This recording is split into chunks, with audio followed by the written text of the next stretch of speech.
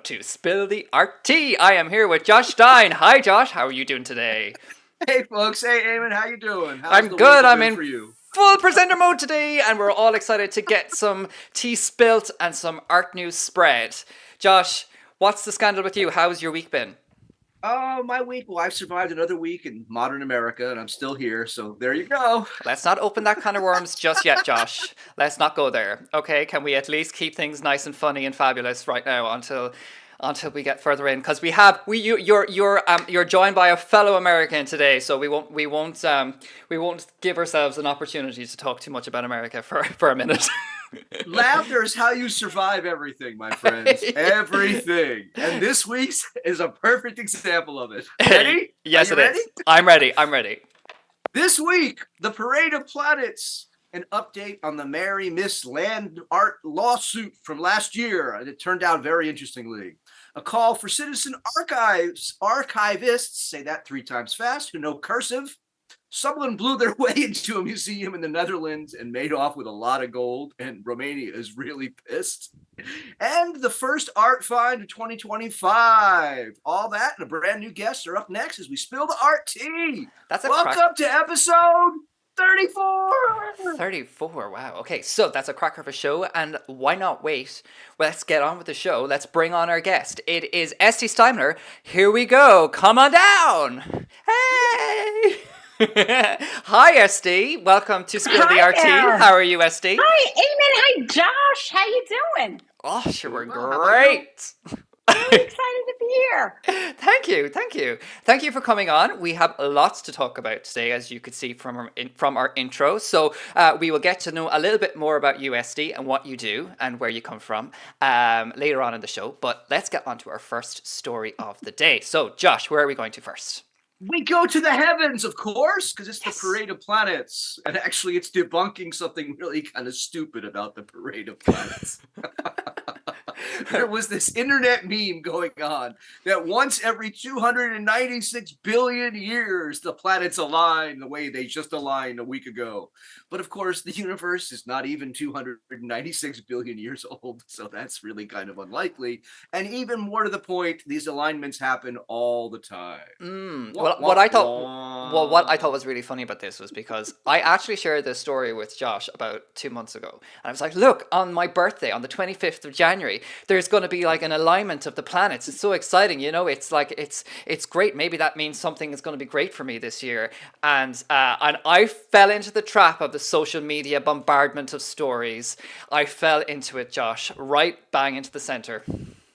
Yeah, but unless it's something's great going to happen all the time, because if it happens all the time, all your stars collide all the time. Oh, Estee, we need you on the show every week. I'm willing to do traffic.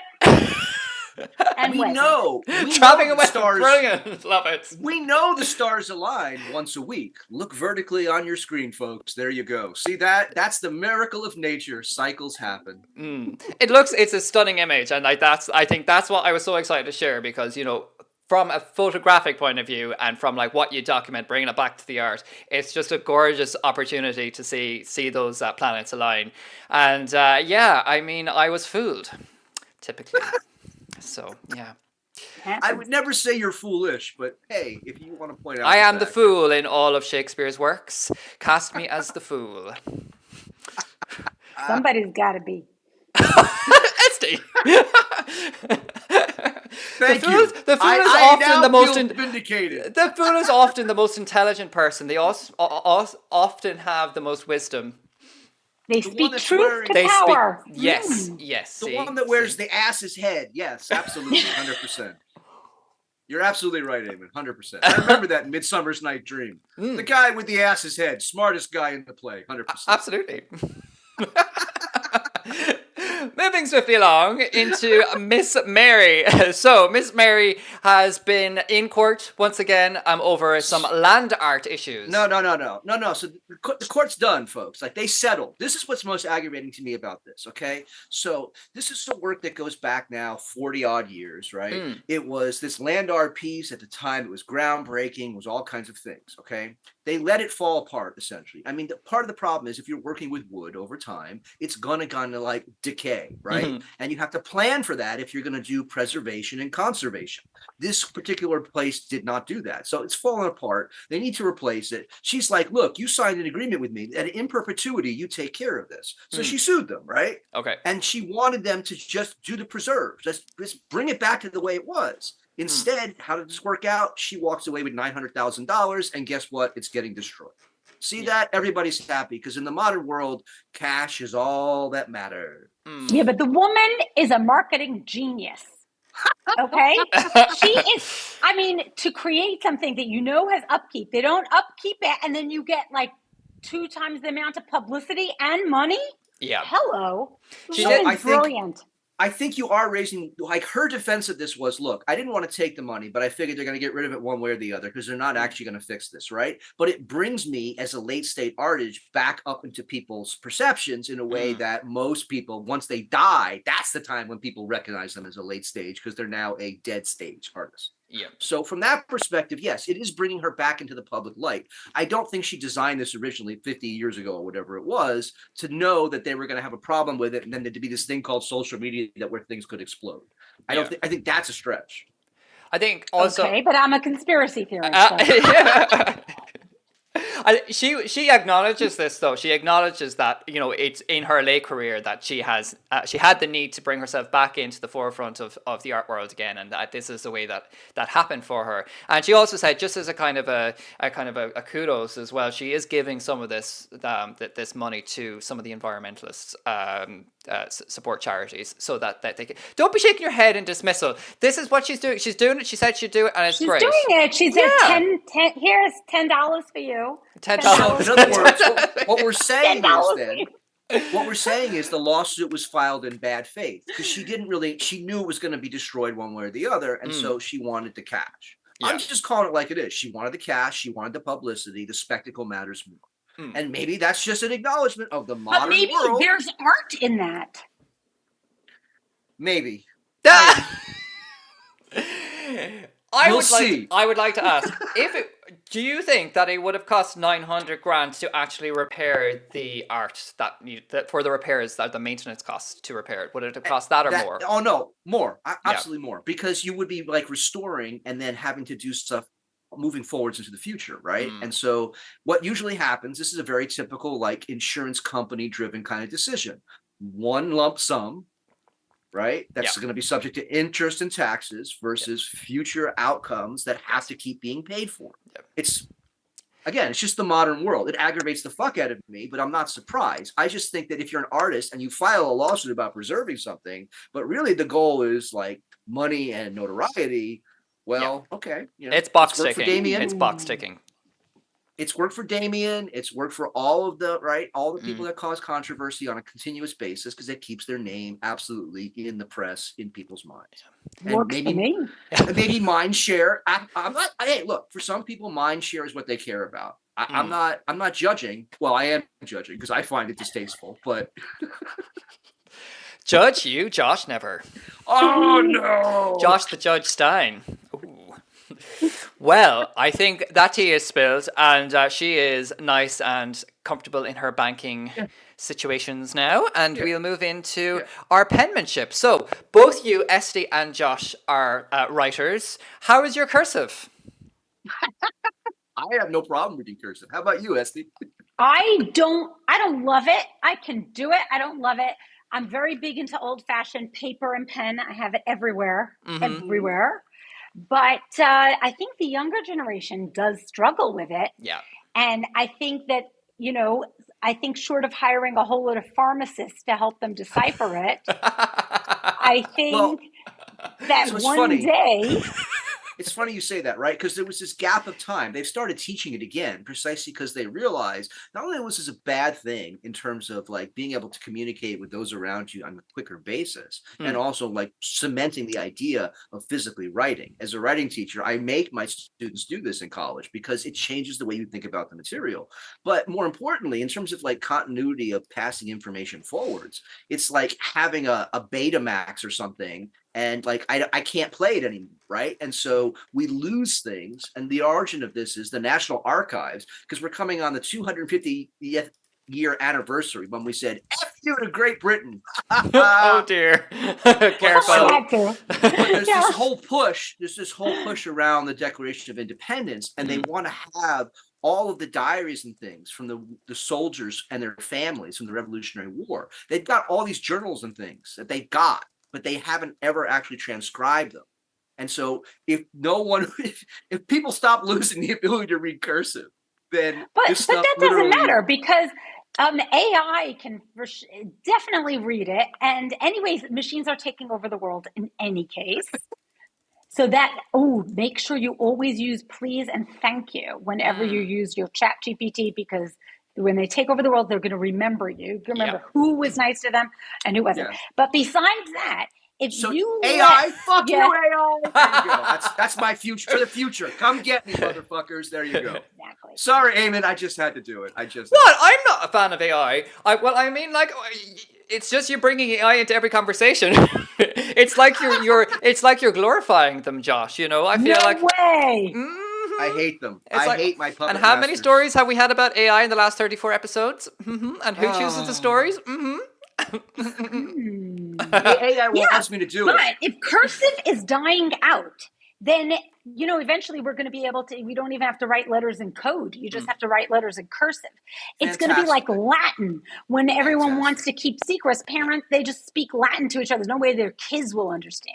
Why don't we just excise our brains from our bodies, put our brains in little jars, and then what's the even point of living at that point? Yes, absolutely. I have to say, there's art in that too. I love writing. As in handwriting. And it's actually, if I'm doing a proposal for something, or if I'm doing a preparation for something like that's like an exam or something, I have to write it out in order for it to stick in my head. I can't type it out. It's not something that I can do on my phone or on my iPad or whatever. I have to physically write it out. And I think that's something maybe that is just going completely out. Because I see my nieces and nephews now with a tablet in their hands at like 6 months old. So I just don't know if they're ever going to get the opportunity to just even write on paper. Well, the irony is that on a tablet, you actually can write, right? You can. It has the ability to absorb whatever your handwriting is. So you could technically train people very easily using tablets and let them learn cursive in a much faster fashion than we used to. No more gray paper with the blue-green lines and the line, the dotted line, the other line to make the lower O and the big O, right? On a tablet, that's super easy for people to be able to model and practice. So, but they're bringing it back to AI again, because you love your AI.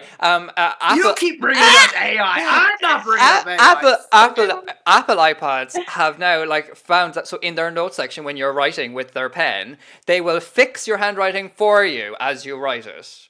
So it's like, here. Anyway, we're going into. I love that. No, you don't. Where's your identity gone? I drive a manual car for a reason. I do not want things being done for me. Literally. No. Literally. Okay, right. Before this gets even more heightened, we're going to take a little break and we're going to see what's happening with Newa Collective. We'll be right back after these messages. Newa Collective, we welcome to an online arts community bringing you fresh artworks, inspiring artists, and thought-provoking publications every week at newacollective.com.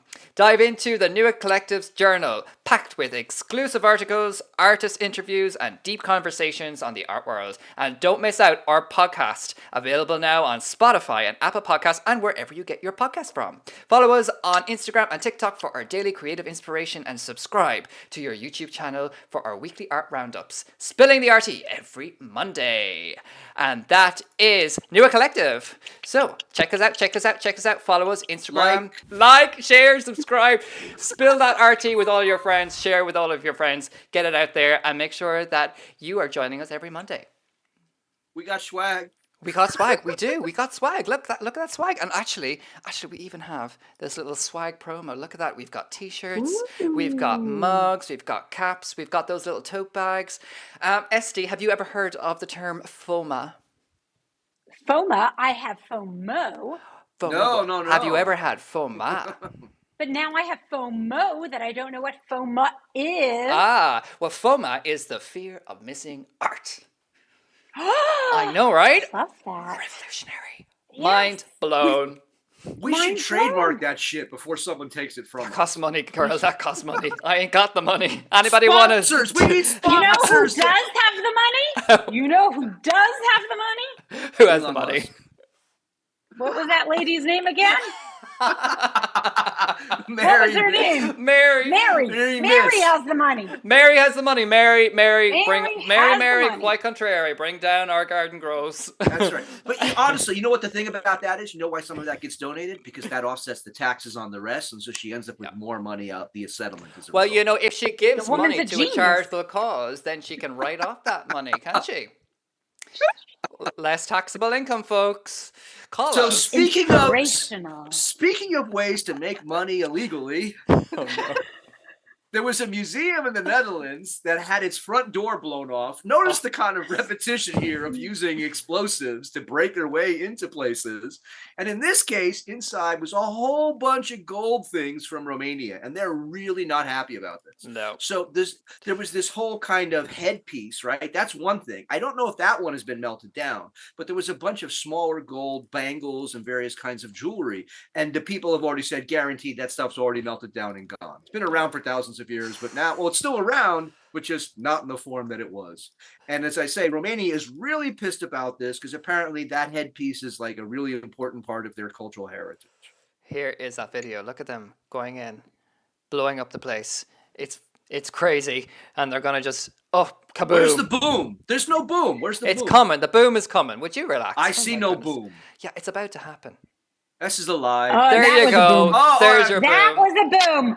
But you know what? They used a lot of effort for this. Somehow I think that in Amsterdam, the security is not so good. No. That they didn't need to. This is a lot of effort. It is a lot of effort. Well, we now apparently live in a world where people routinely blow the doors off of museums. So I don't know that most museums are really set up for this, right? Like in a place like London or New York, where they have dollards, where they're expecting terrorist attacks and things like that, perhaps this kind of thing is hardened. But in Yeah. a place like the Netherlands, who the hell goes to the Netherlands and blows the door off a museum? Well, Right. people that realize there's like tons of gold sitting inside there for the taking, and Yeah. taken they have. But apparently people have been arrested, although nothing has been recovered. So who the hell knows? As usual, it's a typical kind of art world thing. The stuff is probably already in somebody else's possession at this point, or buried underground and won't be touched for 10 years because the heat is so hot, Yeah. they don't want to get caught. But then I suppose, like, if we've seen this before, where art has come to life 30 years later, and it's recognized that that was done by theft, you know, that it was taken on board by theft. So, like, I mean, I don't think they're going to be able to run away from it unless they melt it down.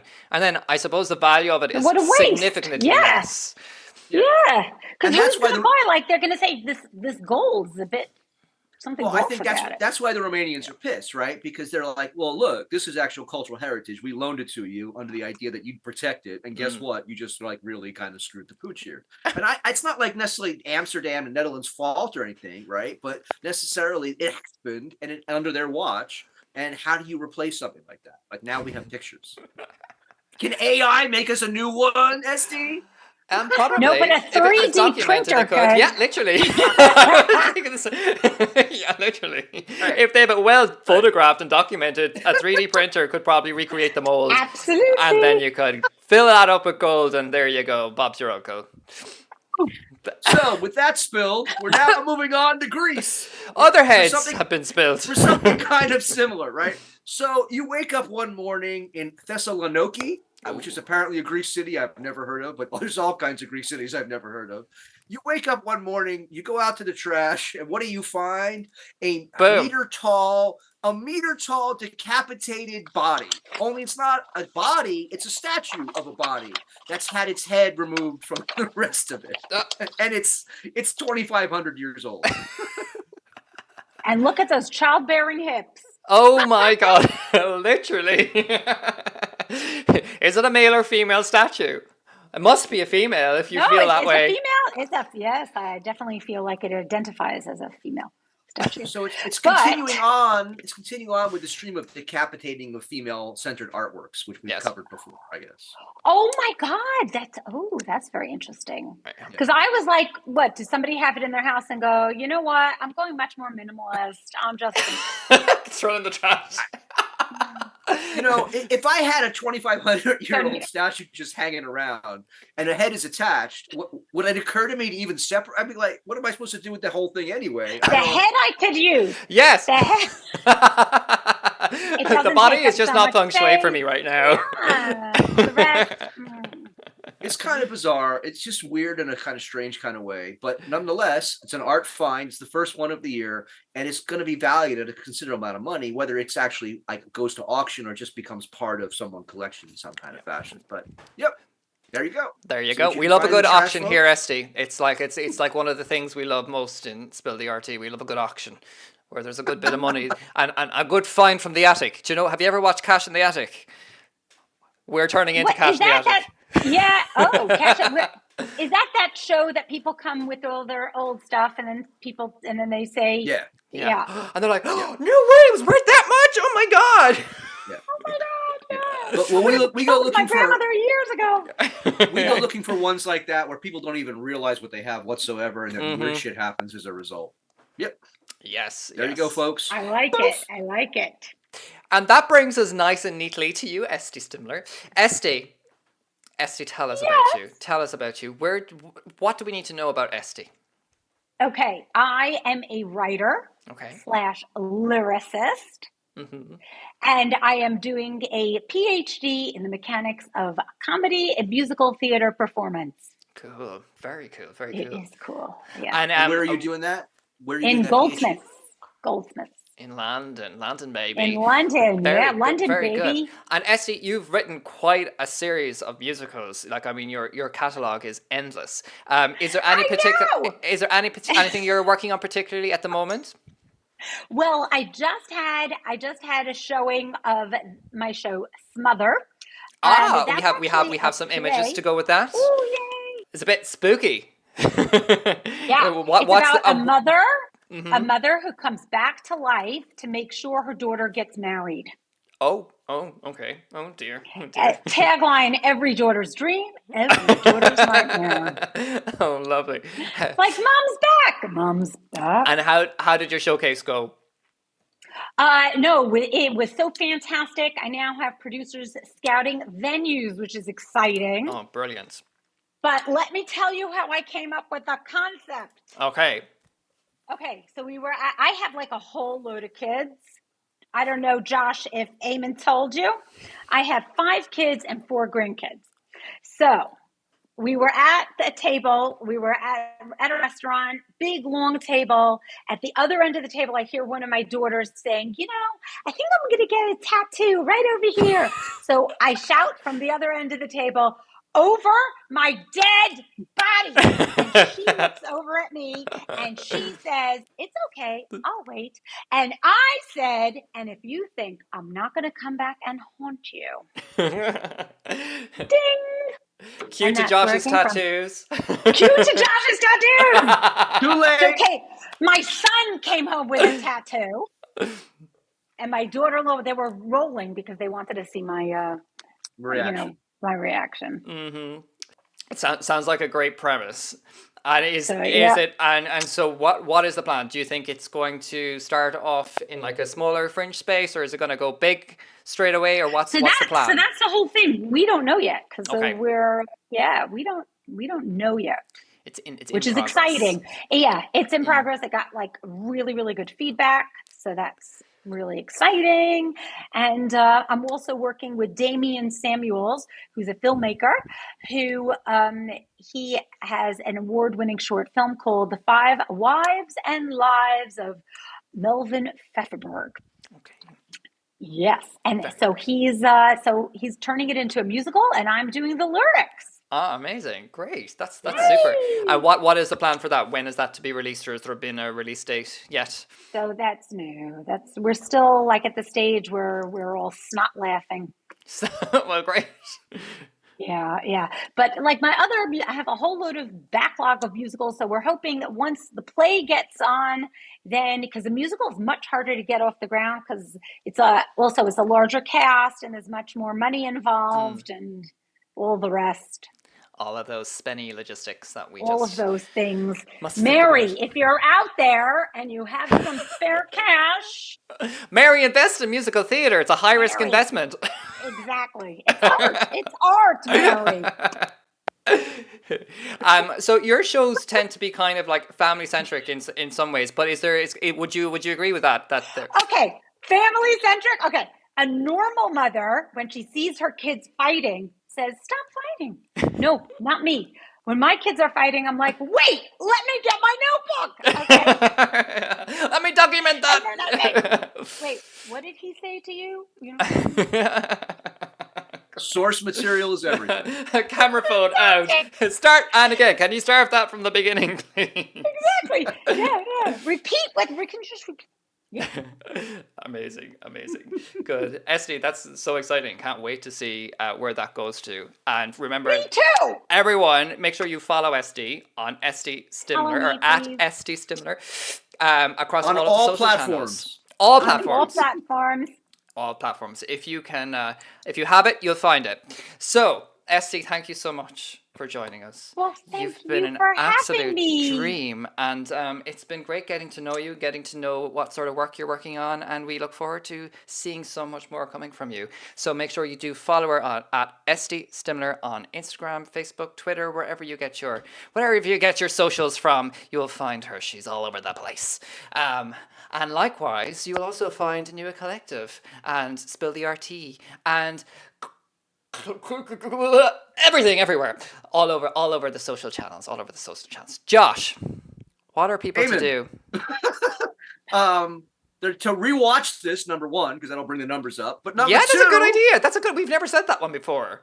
Well, there you go. See, I'm an improv master. Oh, but you gotta like, you gotta share, you gotta subscribe, you gotta send to 3 friends. Come on, buy a hat for somebody. Send a hat to somebody. Come on, get some swag. Buy some swag. You deserve that swag. Everyone needs merch. Everyone loves. We have the merch. no sponsors. We got to get this going somehow. Come on, folks. Come Mary. on. Mary. Bring in the money. I am pay in need of something. Mary, pay it forward. Yes. Yeah. She gets her settlement, we get our cash in. Perfect. Sounds like a plan. Josh, thank you. Estee, thank you. I'm afraid that's all we have time for today. But until next week, on Monday, as always, you'll find us on YouTube first and then wherever you get your podcast from. I'm Eamon Shanahan. This is Josh Stein and Estee Stimler. See you next time on Spill the RT. Bye.